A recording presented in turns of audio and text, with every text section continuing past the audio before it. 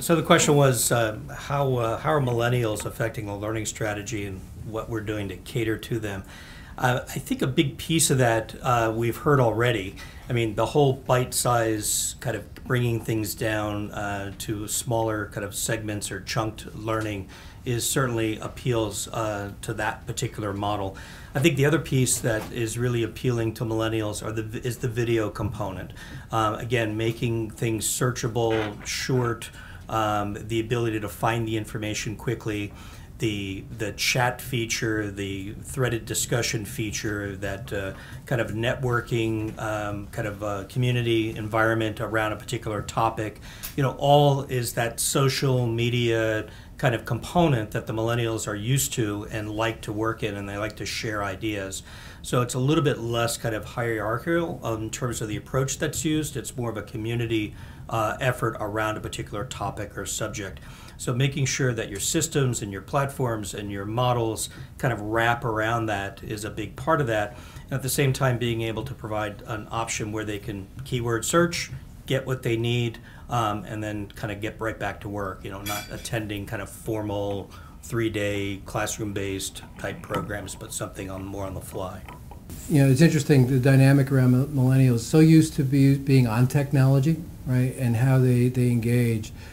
We also found that it was important actually to bring them together, especially when you want to look at things that are more behavioral and cultural, and making that more experiential. So there's so much that goes on that gives someone the accessibility to technology, that we were actually looking at the other side that says, when should we bring them together and for what reasons?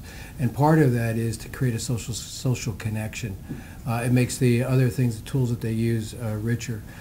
We've also found that, and part of the reason why we went to Google and we're using Google Hangouts is that live engagement and the interaction associated with that, which gives you the video as well as the texting capability associated. We found that very important. It's pushing us to rethink daily how we think about how we engage them to get their feedback, recognizing that one, they don't think in terms of a long-term career, right? They think about multiple career opportunities, and they want to look at the value of the experience that they're having for the time that they're there. So that we have to look at how we create that engagement and actually map that to what our retention levels are because of that more mobile ability of the workforce. Going beyond learning and development, I think the millennials are really looking for opportunities to volunteer, so that corporate social responsibility, giving that, I think it ties a lot to engagement as well. So putting those programs together.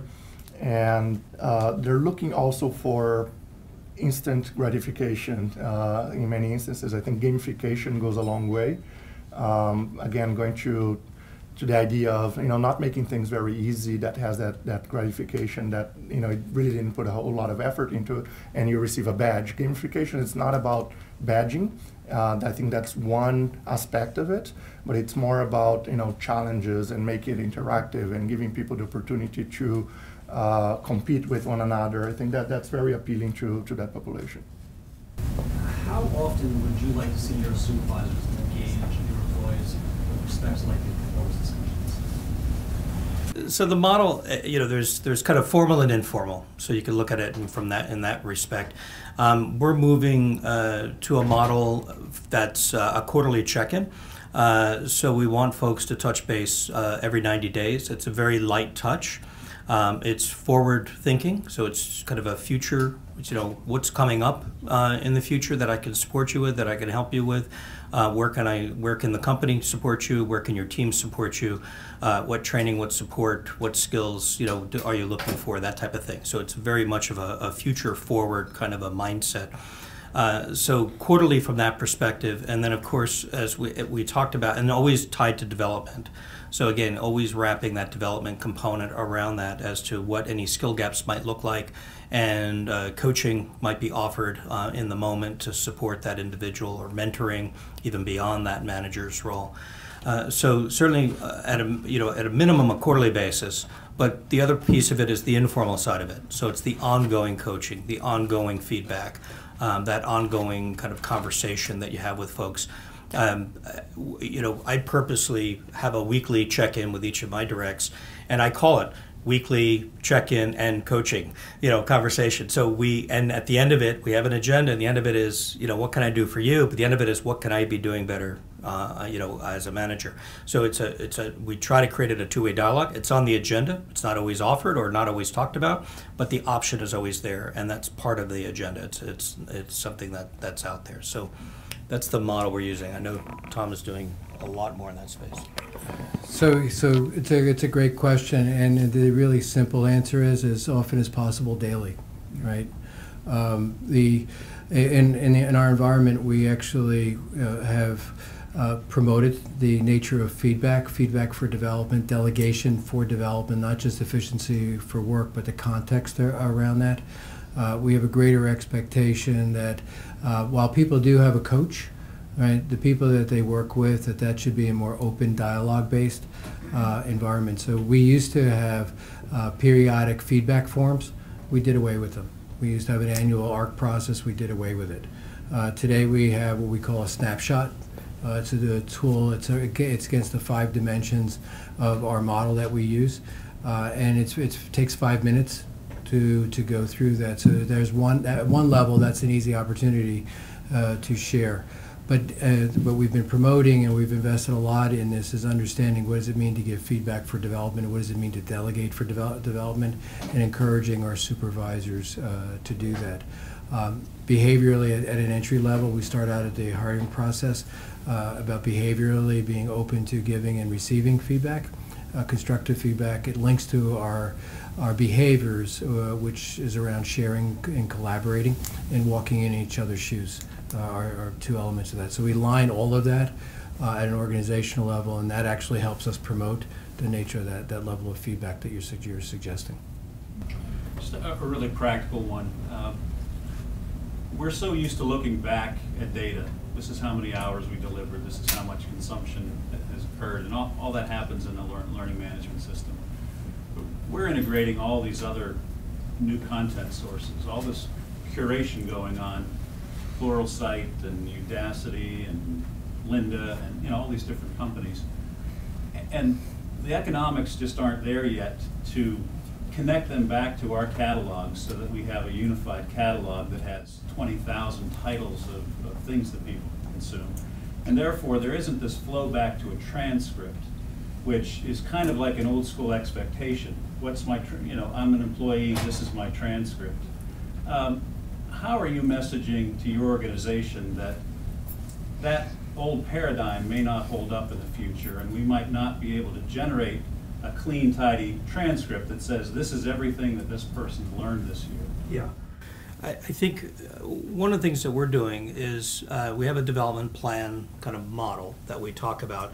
Again, as part of this development workshop initiative that we're rolling out, I mentioned earlier about the 70-20-10. So we truly think that 10%, that structured learning, that transcript model is a very small piece of that, and that it's the developmental on-the-job assignments, the exercises, the stretch assignments, the cross-functional assignments, the work that you're doing in place, and the coaching and the feedback and learning from mistakes that you're getting along the way is really where the development is occurring. So in our development plan, it not only includes, here are the courses I might touch, but also these are the on-the-job assignments, or these are the actual work assignments that are going to help me stretch and grow in my role, or prepare me for my next assignment, or prepare me for a future role, maybe 2 years, 3 years down the road. So we've actually queued it up as kind of 2 placeholders in the development plan, and we put on-the-job learning first, just to really emphasize that, get people thinking about that.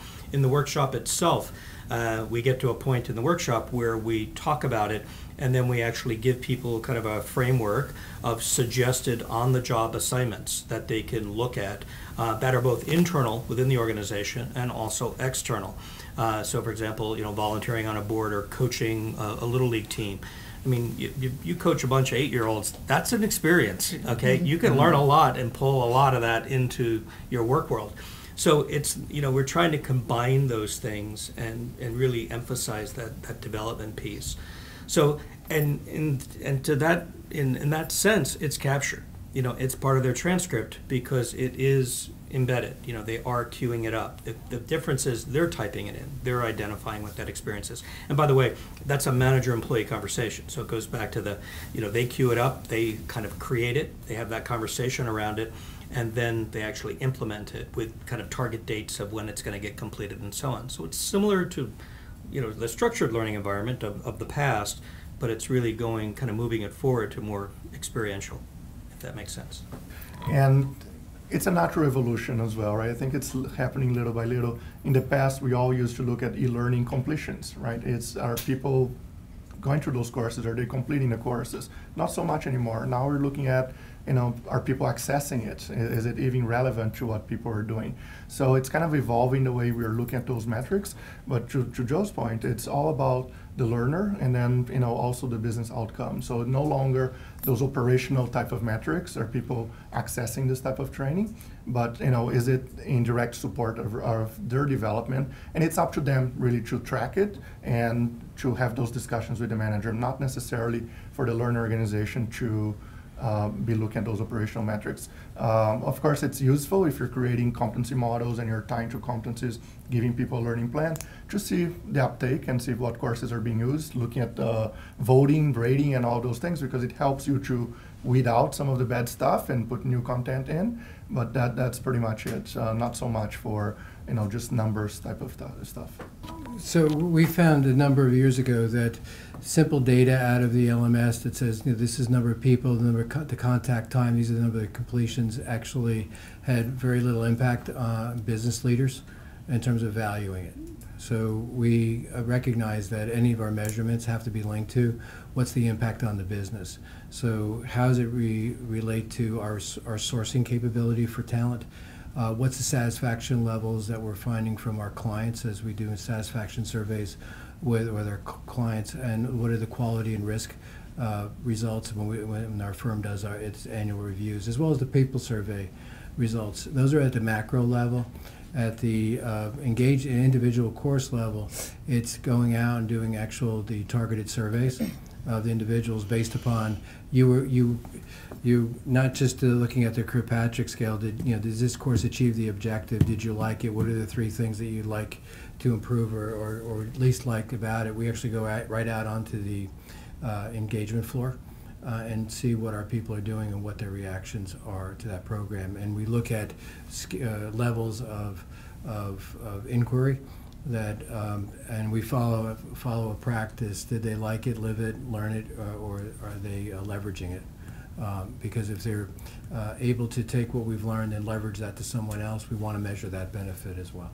Okay, well, great. I think we're out of time now, but thank you so much to our panelists. Thank you. And thank you to everyone for joining us. And we hope you got something out of this. Feel free to stick around, have breakfast, chat, but please keep in touch, and we'll see you next time.